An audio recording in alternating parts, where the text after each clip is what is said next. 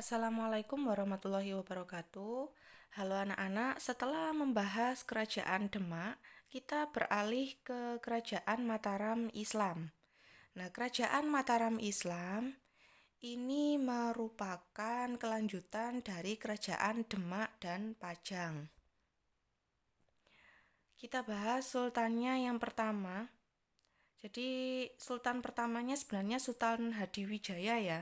Karena ayahnya yaitu Ki Ageng Pamanahan ini yang pertama membangun. Jadi masih babat alas Mataram. Kalau kita flashback ke Kerajaan Demak, masih ingatkah kalian dengan Arya Panangsang yang disingkirkan oleh Hadiwijaya atau Jaka Tingkir? Nah, Jaka Tingkir ini dalam menyingkirkan Arya Panangsang itu dibantu oleh Ki Ageng Pamanahan. Nah, sebagai hadiah dari keberhasilannya menyingkirkan Arya Panangsang, Ki Ageng Pamanahan diberikan tanah, yaitu Mataram. Nah, dari sini Mataram mulai dibangun oleh Ki Ageng Pamanahan dan menjadi kerajaan dengan sultan pertamanya putranya yaitu Sutawijaya. Sutawijaya juga berhasil menyingkirkan Pangeran Benowo, putra dari Hadiwijaya yang menjadi sultan di Kerajaan Pajang. Dengan demikian, maka pusat kerajaan di Pajang dipindahkan ke Mataram. Maka mulailah riwayat Kerajaan Mataram dengan dipimpin oleh Sutawijaya. Langkah selanjutnya, Sutawijaya menaklukkan Madiun, Surabaya, Kediri, dan Jawa Barat. Setelah Sutawijaya wafat, dia digantikan oleh putranya yang dikenal dengan Raden Mas Jolang. Nah, peran dari Raden Mas Jolang dalam memerintah Mataram Islam, ia menyempurnakan pembangunan kota gede, Taman Donoloyo, kolam, dan kompleks kota gede. Selain itu, pada masa Mas Jolang inilah Mataram mulai mengadakan hubungan dengan VOC, Persekutuan Dagang India Timur. Jadi VOC ini adalah satuan perusahaan dagang yang berasal dari Belanda. Nah, jadi VOC ini bukan kok satu perusahaan dagang saja isinya, tapi berbagai perusahaan dagang yang bersatu ke dalam VOC yang tujuannya adalah berdagang rempah-rempah. Dan mereka mulai masuk ke Nusantara dengan tujuan untuk memonopoli rempah-rempah yang ada di Nusantara. Mereka mulai masuk satu persatu dan perlahan-lahan ke kerajaan-kerajaan Islam di Nusantara seperti Aceh, kemudian juga Mataram ini. Kemudian setelah Mas Jolang wafat, dia digantikan oleh putranya Raden Mas Rangsang yang naik tahta dengan bergelar Sultan Agung Hanyokrokusumo. Nah, Sultan Agung Hanyokrokusumo ini mempunyai dua cita-cita.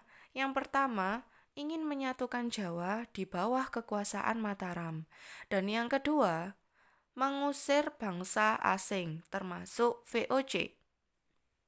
Mengusir bangsa asing dari Jawa ya maksudnya. Nah, karena tujuan dari Sultan Agung adalah menyatukan Jawa di bawah Mataram, jika ada VOC berarti VOC ini membahayakan kekuasaan politik Kerajaan Mataram. Sehingga Sultan Agung melakukan pengepungan dan mengusir VOC di Batavia pada tahun 1628, tapi mengalami kegagalan karena kalah persenjataan. Jadi senjata VOC itu lebih unggul daripada pasukan Mataram. Kemudian yang kedua, diulangi lagi, pasukan Mataram di bawah pemerintahan Sultan Agung mengusir dan menyerang VOC di Batavia tahun 1629 dan mengalami kegagalan lagi. Penyebabnya yang kedua adalah pasukan VOC. Ada yang mengetahui bahwa pasukan Mataram ini mempunyai lumbung-lumbung padi, stok makanan untuk pasukan Mataram dalam melakukan pengepungan VOC di Batavia. Maka lumbung-lumbung padi itu dibakar, di bumi hanguskan semuanya oleh pasukan VOC. Selanjutnya, setelah Sultan Agung Hanyokrokusumo, pemerintahan dilanjutkan oleh Amangkurat I. Pada masanya, ia memindahkan keraton dari Kota Gede ke Pleret. Dan pada masa Sultan ini, Mataram lebih dekat dengan VOC, berbeda dengan Sultan sebelumnya, berbeda dengan ayahnya, yang sangat membenci VOC. Karena kedekatannya dengan VOC, banyak para adipati yang tidak menyukai Amangkurat I. Salah satunya adalah Pangeran Trunojoyo. Nah, Pangeran Trunojoyo mengadakan penyerangan terhadap Amangkurat I di Mataram. Dan peristiwa ini terkenal dengan pemberontakan Trunojoyo. Pada masa pemerintahan Amangkurat I inilah Mataram mulai mengalami kemunduran. Pada saat pemberontakan Trunojoyo, Amangkurat I ini terbunuh. Kemudian putranya Amangkurat II meminta bantuan kepada VOC untuk memukul serangan Trunojoyo dan berhasil. Akan tetapi VOC meminta ganti rugi atas biaya yang dihabiskan untuk memukul mundur pasukan Trunojoyo. Kemudian, berturut-turut setelah Amangkurat II digantikan oleh Amangkurat III, kemudian Pakubuwono I, Amangkurat IV, hingga Pakubuwono II. Sultan-sultan ini sangat dekat dengan VOC. Sehingga banyak sekali dari masyarakat atau dari adipati yang lain itu tidak menyukai pemerintahan mereka. Karena mereka menganggap, para adipati itu menganggap bahwasanya Sultan Mataram ini sudah kehilangan wibawanya karena mereka disetir oleh VOC. Setelah pemerintahan Pakubuwono II, disinilah Mataram mulai mengalami perpecahan. Berawal dari serangan Mangkubumi atau nanti bergelar Hamengkubuwono I ya. Jadi Mangkubumi ini awalnya membantu Pakubuwono II dan VOC dalam meredakan pemberontakan yang dipimpin oleh Mas Said. Nah, jadi Mas Said ini masih saudara Pakubuwono II ya, karena tidak menyukai kedekatan Pakubuwono II dengan VOC. Mas Said ini menyerang Pakubuwono II dan Pakubuwono II sendiri dibantu oleh VOC. Kemudian karena tidak sanggup lagi, biaya sudah keluar banyak untuk menghadapi serangan dari Mas Said yang saat itu juga berbarengan dengan pemberontakan orang-orang Tiongkok terhadap Mataram. Maka Pakubuwono II ini mengadakan sayembara. Siapa yang berhasil memukul mundur pasukan Mas Said akan diberikan hadiah sebuah tanah. Nah, Mas Said ini Mangkubumi ini mengajukan diri ke Pakubuwono II untuk membantu menggempur pasukan Mas Said. Mangkubumi ini adalah adik dari Pakubuwono II.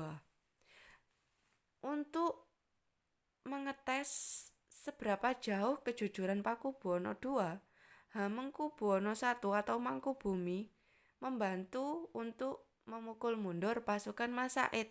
Nah, ketika sudah berhasil, ternyata Pakubuwono II ini dia mengingkari janjinya. Dia tidak memberikan hadiah yang dijanjikan kepada Mangkubumi. Maka bersatulah Mangkubumi dengan Masaid untuk menyerang balik Pakubuwono II yang didukung oleh VOC. Nah, dalam keadaan seperti ini Pakubuwono II jatuh sakit, sehingga VOC menawarkan perjanjian yang mana isinya itu sangat merugikan Pakubuwono II. Nah, salah satu dari isinya kedaulatan Mataram itu diberikan kepada VOC, sehingga ini membuat VOC menjadi leluasa untuk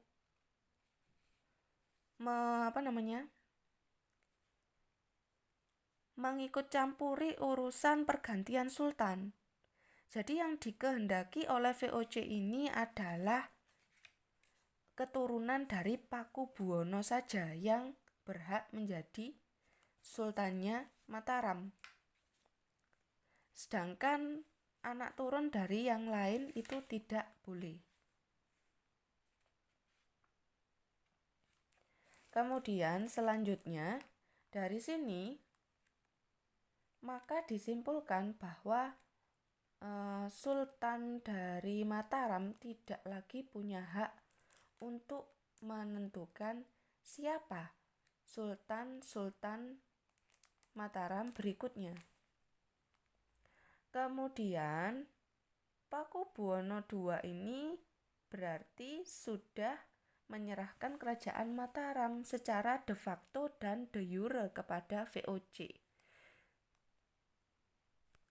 Lalu dalam menanggapi penyerangan Masaid dan juga Mangkubumi, VOC ini semakin lama kehabisan biaya juga, dan akhirnya diadakan perjanjian Giyanti untuk meredakan perlawanan Pangeran Mangkubumi, yang dampaknya adalah dibaginya atau dipecahnya Mataram menjadi dua, yaitu menjadi Kasunanan Surakarta yang dipimpin oleh keturunan Pakubuwono, yaitu Pakubuwono III sebagai sultannya di Kasunanan Surakarta. Sedangkan Kasultanan Yogyakarta diberikan kepada Mangkubumi, dan Mangkubumi menjadi sultan pertama Kasultanan Yogyakarta dengan gelar Hamengkubuwono I. Nah, lalu bagaimana dengan Masaid? Nah, perlawanan Masaid ini berhasil juga diredamkan oleh VOC dan Pakubuwono II dengan mengadakan perjanjian Salatiga tahun 1757 yang menyebabkan Surakarta dibagi lagi menjadi dua. Jadi tadi Mataram udah kecil ya wilayahnya karena terpecah menjadi dua, Kasunanan Surakarta dengan Pakubuwono III sebagai sultannya dan Kasultanan Yogyakarta dengan Hamengkubuwono I sebagai sultannya. Nah, ini dibagi lagi Surakarta menjadi dua, menjadi Surakarta dan Mangkunegaran. Nah, wilayah Mangkunegaran ini dipimpin oleh Masaid yang bergelar Mangkunegoro I. Kemudian nanti pada perkembangan selanjutnya Yogyakarta, Kasultanan Yogyakarta ini juga akan dipecah menjadi dua oleh Inggris menjadi Yogyakarta dan Pakualaman. Nah, Pakualaman ini nanti dipimpin oleh Pakualam I. Kerajaan Mataram Islam ini juga terkenal dengan kebudayaannya yang masih berlangsung sampai sekarang di Yogyakarta, yaitu perayaan Sekaten. Perayaan untuk memperingati kelahiran Nabi Muhammad SAW dan disusul dengan upacara grebek. Nah, upacara grebek ini adalah upacara ada kegiatan pengaraan ya. Pengarahan hasil bumi yang ditumpuk seperti gunung. Nah, ini yang terlihat pada gambar di sebelah kanan. Nah, ini upacara grebek. Nah, upacara grebek ini dilakukan 1 tahun 3 kali, yaitu pada saat Idul Adha, Idul Fitri, dan juga pada saat Maulid Nabi. Nah, itulah tadi mengenai kerajaan Mataram Islam. Oh ya, perlu ditekankan bahwa kerajaan Mataram Islam ini tidak ada kaitannya dengan kerajaan Mataram kuno yang bercorak Hindu-Buddha. Hanya saja namanya sama, Mataram. Jadi begitu ya, Nana. Sekian pembahasan kerajaan Mataram Islam. Saya tutup. Wassalamualaikum warahmatullahi wabarakatuh. Salam jas merah.